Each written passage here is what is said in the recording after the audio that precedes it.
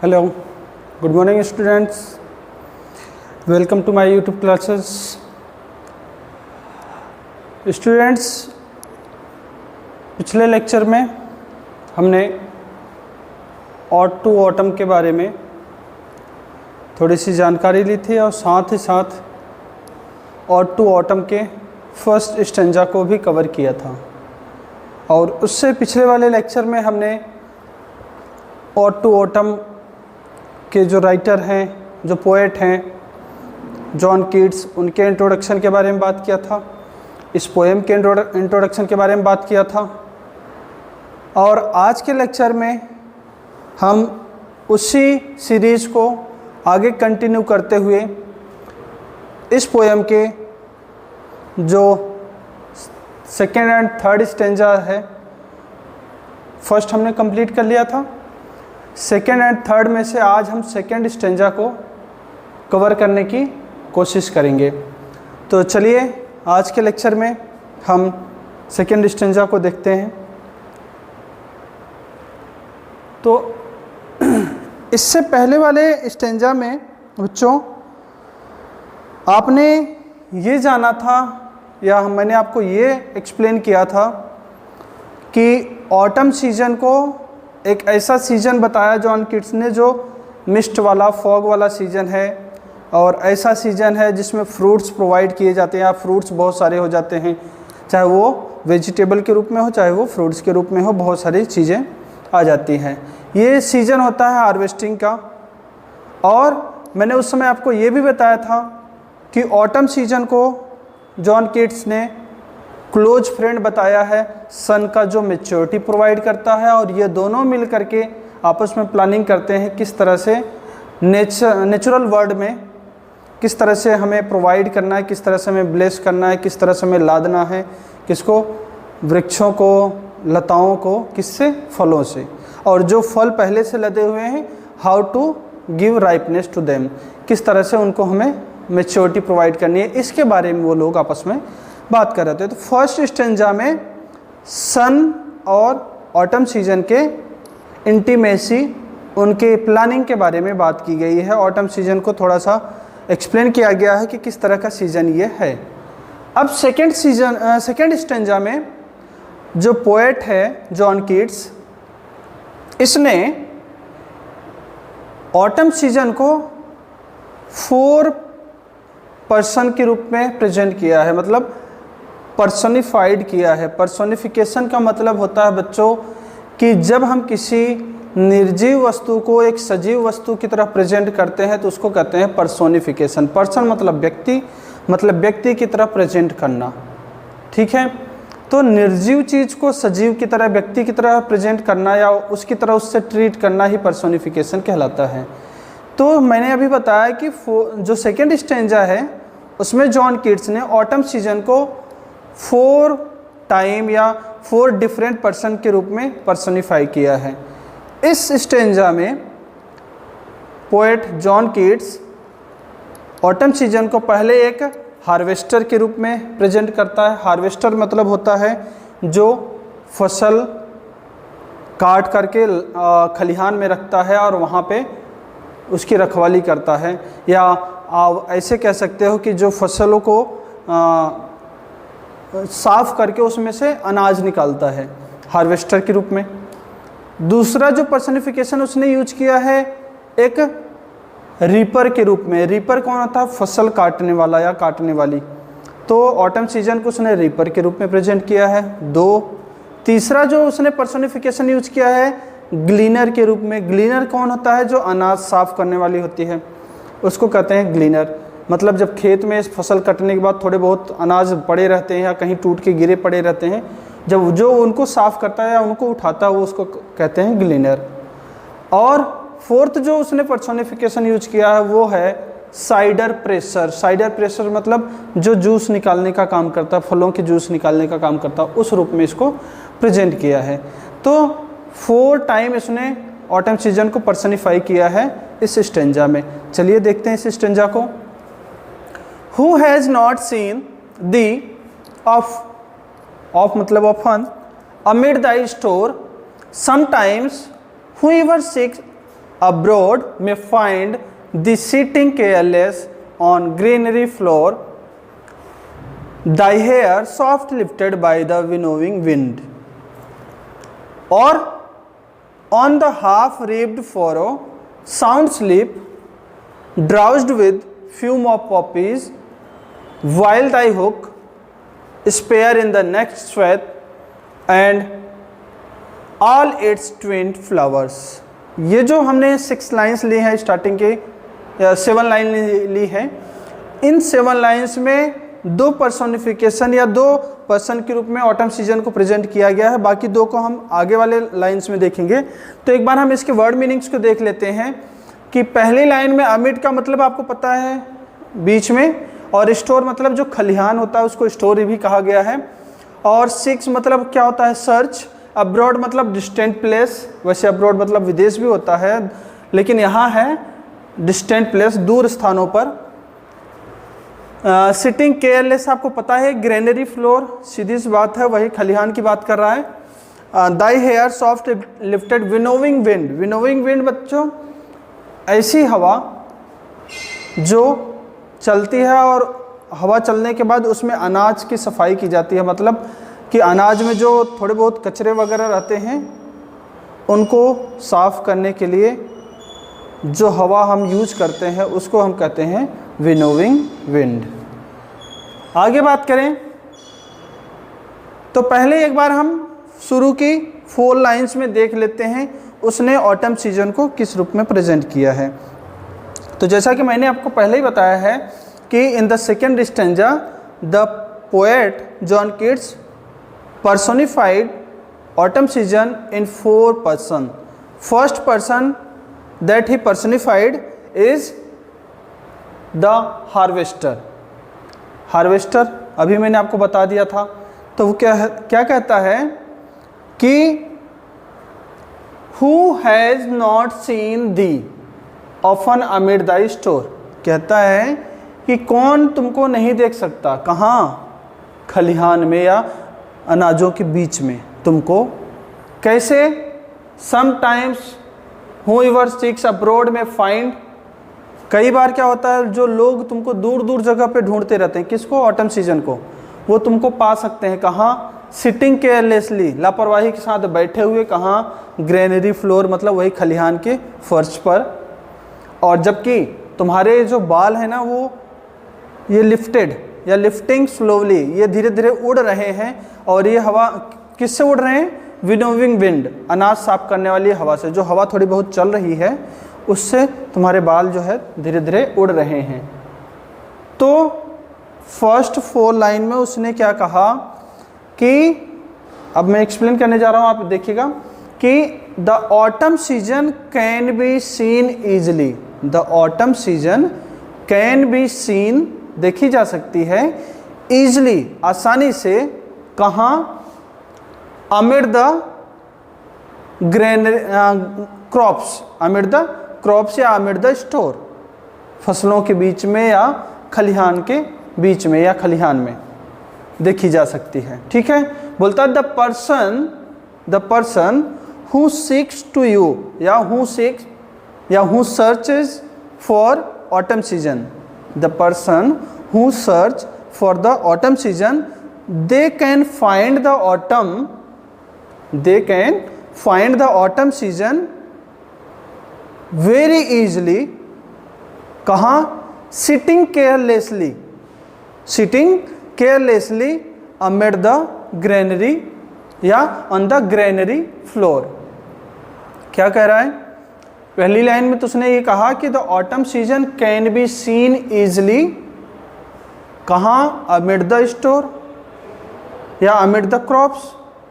फिर कहता है the person who search for autumn season या who are in search of for autumn season, they can find easily the autumn season in the या on the granary floor, on the granary floor, वो वहाँ पे उसको पा सकते हैं, किस पोजीशन में, सिटिंग केयरलेसली, वहाँ पे वो बैठी है केयरलेसली, लापरवाही के साथ, वाइल हर हेयर, जबकि उसके जो बाल हैं, they are lifting slowly with winnowing wind. अनाज साफ करने वाली हवा के साथ उसके बाल धीरे धीरे से वो उड़ते जा रहे हैं और वहाँ केयरलेसली बैठी हुई है। आई होप आपको ये फर्स्ट 4 लाइन आपको समझ में आ गई होगी। क्या कह रहा है कि who has not seen thee often amid the store, it means anyone can see you या anyone can see the autumn season very easily amid the store. Then he says, sometimes the person who searches for the autumn season, they can find the autumn season very easily. कहाँ? On the granary floor पर। There she is sitting, वो वहाँ पे बैठी हुई है carelessly, लापरवाही के साथ, while जबकि her hair, उसके जो बाल हैं, they are lifting with winnowing wind, हवा के साथ साथ वो उसके बाल उड़ते जा रहे हैं। तो पहला जो पर्सोनिफिकेशन जॉन कीट्स ने यूज किया था, शायद आपको समझ में आ गया होगा कि हार्वेस्टर के रूप में उसको कहाँ देखा जा सकता है, किसको? ऑटम सीजन को। जो दूसरा पर्सोनिफिकेशन उसने यूज किया है ऑटम सीजन के लिए, वो कहता है, आगे क्या कहता है, और on a half ribbed furrow sound sleep, drowsed with fume, drowsed मतलब feel lazy या feel sleepy, with fume मतलब fragrance, सुगंध, poppies मतलब opium, poppies वो गुठलियाँ होती हैं या वो फल होते हैं जिनसे अफीम प्राप्त की जाती है, poppies, while thy hook मतलब होता है हंसिया, जो फसल काटने के लिए यूज किया जाता है जो यंत्र, उसको बोलते हैं हुक। स्पेयर इन नेक्स्ट श्वेत, स्पेयर मतलब लाई, पड़ा होना, नेक्स्ट मतलब अगले, और श्वेत मतलब है रो मतलब क्यारी। मतलब वो फसल काटते काटते ही वहीं उसको नींद आ गई और वो वहीं पे सो गई, और उसका हंसिया या वो जो हुक है वो अगले रो में या अगली क्यारी में पड़ी हुई है। तो देखिए क्या कह रहा है इसमें, सेकेंड स्टेंजा में जो सेकेंड पर्सनिफिकेशन पोएट ने यूज किया है, उसमें वो क्या कहता है, the autumn season can be seen. पहले में तो बोला था autumn season can be seen कहाँ? On the granary floor. पहले में तो बता दिया था खलिहान में उसको देखा जा सकता है। दूसरे में क्या कहता है कि the autumn season can be seen कैसे? स्लीपिंग, सोती हुई, कहाँ? In a half reaped cornfield. Half reaped मतलब हो गया बच्चों आधा कटा हुआ खेत, मतलब जो फसल आधी कट गई हो आधी खड़ी हो, वो उस खेत में उसको कैसे देखा गया है? सोते हुए। तो क्या कह रहा है यहाँ पे कि the autumn season can be scene sleeping in a half reaped cornfield, आधे कटे हुए फसल के खेत में उसको सोते हुए देखा जा सकता है। जबकि फ्रेग्रेंस ऑफ पॉपीज या फ्रेग्रेंस ऑफ ओपियम या poppies flower is making him lazy. क्या कर रहा है? जबकि जो फ्यूम ऑफ पॉपीज मतलब फ्रेग्रेंस ऑफ पॉपीज, जो सुगंध है किसकी? पॉपीज फ्लावर की, वो क्या कर रहा है? Making him lazy. ड्राउजी मतलब फील स्लीपी या ड्राउज फील लेजी, उसको लेजी बना रहा है। कौन लेजी बना रहा है? फ्रेग्रेंस, सुगंध किसकी? पॉपीज की। ठीक है, तो यहां तक बात समझ में आ गया। वो क्या कहता है कि दूसरे सीन में कि ऑटम सीजन को देखा जा सकता है इन स्लीपिंग मोशन या इन स्लीपिंग पोजीशन, कहाँ? In a half reaped field या हाफ रिब्ड कॉर्नफील्ड, आधी फसल कटी हुई खेत में। And the fragrance of opium या the fragrance of poppies flower making him sleepy या मेकिंग हिम लेजी। वहाँ पे सो रही है और अगल बगल से जो अफीम के फूलों की खुशबू आ रही है वो उसको और भी लेजीनेस दे रही है या लेजी फील करवा रही है। ठीक है, आगे क्या कहता है? वाइल दाई हुक, जबकि उसकी sickle, while thy sickle, sickle मतलब वो हंसिया है, वो फसल काटने वाली जो मशीन है या जो औजार है।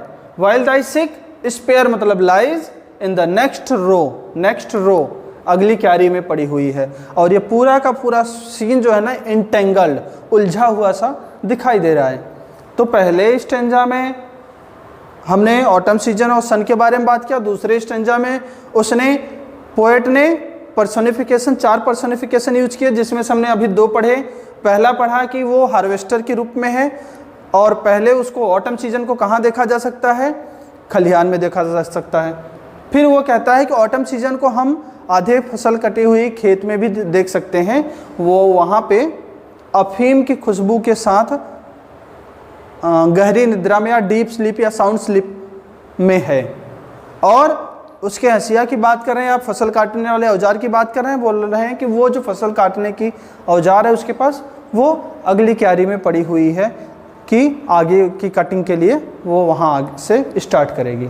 तो आई होप इसमें जो 2 पर्सोनिफिकेशन पोएट ने यूज किया है, 2 पर्सन के रूप में ऑटम सीजन को प्रेजेंट किया है, पहला हार्वेस्टर के रूप में, दूसरा रीपर फसल काटने वाली के रूप में, आपको वो चीज़ें समझ में आ गई होंगी। आगे देखते हैं इस स्टेंजा की अगली lines. And sometimes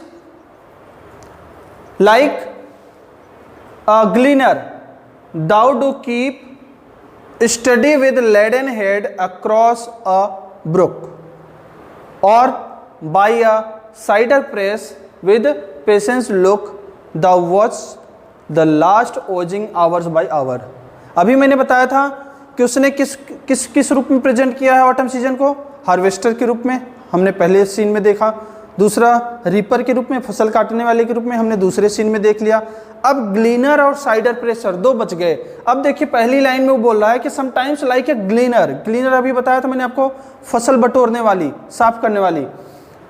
thou do keep steady thy laden, laden मतलब लोडेड, हेड सिर, अक्रॉस मतलब क्रॉसिंग, ब्रुक, ब्रुक मतलब स्मॉल रिवर, छोटा सा नाला जो होता है, छोटी सी नदी जो होती है उसको पार करते हुए। तो फर्स्ट 2 लाइन में पोएट क्या कह रहा है कि the autumn season also can be scene, the autumn season also can be scene किस रूप में, एज अ ग्लीनर, ग्लीनर के रूप में।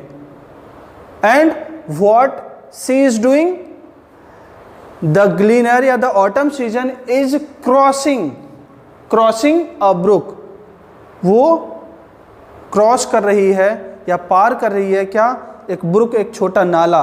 वाइल हर हेड, जबकि उसका जो सिर है ना, इट वॉज लोडेड, उसके सिर पे लोड है किसका, ऑफ क्रॉप्स, फसलों का।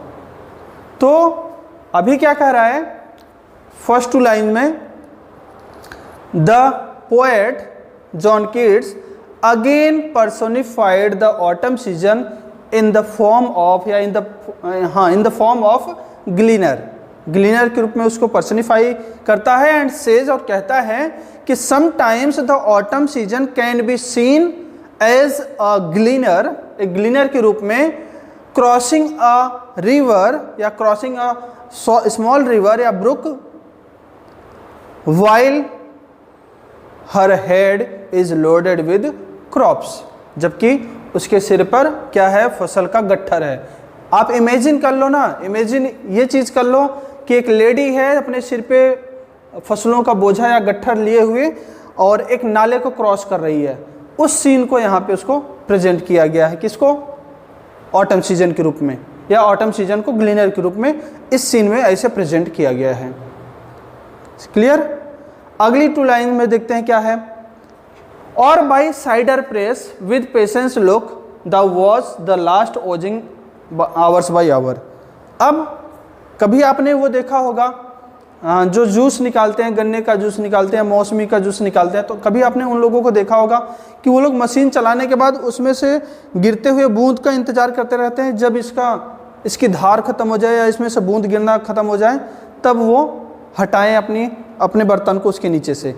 तो जिस तरह से उसको दिखाया गया उसी तरह से ऑटम सीजन को पर्सोनिफाई किया गया है।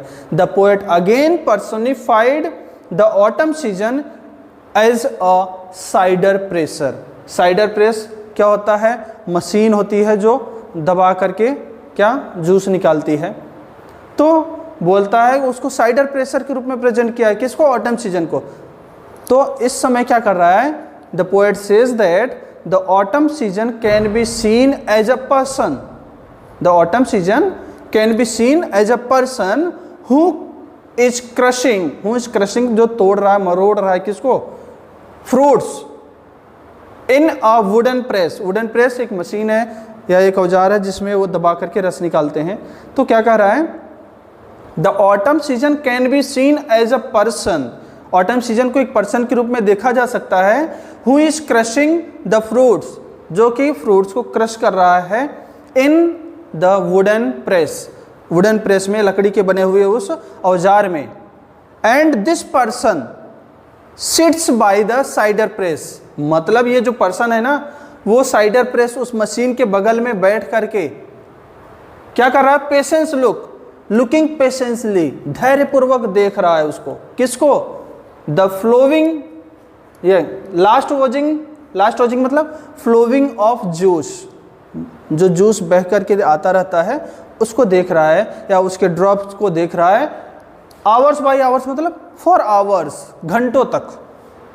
कहने का मतलब ये हो गया कि वो लास्ट 2 लाइन्स में क्या कहता है, the poet personified the autumn season, या the poet personifies the autumn season as a cider presser and says, और कहता क्या है कि the autumn season like a cider presser is crushing the fruits in wooden press, and this person या the autumn is looking patiently या watching patiently, क्या, the flowing of juice या the flowing of drop by hours या for hours. Okay, तो अभी आपने इस stanza में क्या पढ़ा, 4 पर्सनिफिकेशन पढ़ लिया, 4 पर्सनिफाइड पर्सन के रूप में ऑटम सीजन को देखा। पहले उसने ऑटम सीजन को हार्वेस्टर के रूप में प्रेजेंट किया, जो कि एक खलिहान में बैठ करके केयरलेसली बैठी हुई है और उसके बाल जो है हवाओं के साथ उड़ रहे हैं। फिर उसने ऑटम सीजन को एक रीपर के रूप में प्रेजेंट किया, फसल काटने वाली के रूप में, जो कि आधे फसल कटे हुए खेत में सो रही होती है, किसकी खुशबू के साथ में, अफीम के फूलों की खुशबू के साथ में। फिर उसने उसको ग्लीनर के रूप में प्रेजेंट किया, जो कि अपने सिर पे फसल का बोझा लिए हुए या गट्ठर लिए हुए नाले को पार करती हुई दिखाई गई है। और फिर लास्ट जो सीन में उसने पर्सनिफाइड किया है किसको, ऑटम सीजन को, उसमें यह दिखाया गया है कि ऑटम सीजन एक जूस निकालने वाले व्यक्ति की तरह है, जो जूस निकालने वाले मशीन के बगल में खड़ा होकर के उसमें से गिरते हुए ड्रॉप्स को या गिरते हुए जूस की बूंदों को घंटों तक देखते रहता है। तो आई होप ये जो सेकेंड स्टेंजा मैंने आपको एक्सप्लेन किया वो समझ में आ गया होगा। तो आज की क्लास में बस इतना ही। नेक्स्ट क्लास में हम इससे नेक्स्ट वाला स्टेंजा डिस्कस करेंगे। Thank you.